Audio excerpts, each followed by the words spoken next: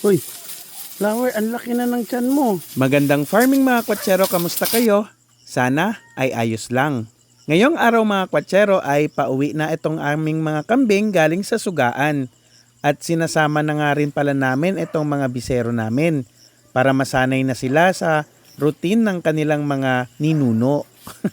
Dahil nakaharang ako sa daan kaya hindi sila bumababa, natatakot yata sa akin. Kaya ang ginawa ko ay tumabi na ako. At pagkatabi ko ay naku, bumaba na sila paunti-unti.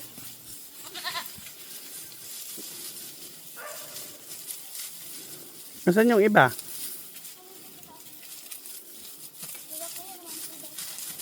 Uy, Flower, ang laki na ng tiyan mo.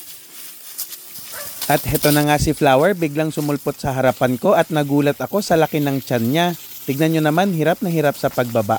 At itong mga kambing namin mga kwatsero ay alam na nila yung oras ng uwian. Pagsapit ng alas 11 ng umaga ay umuwi na yan sila ng kusa. Meron mang bantay o wala. At pagdating nila doon sa bahay namin sa kubo ay didiretso na sila kung saan sila natutulog para uminom ng tubig. Hanggang dito na lang. Bye-bye!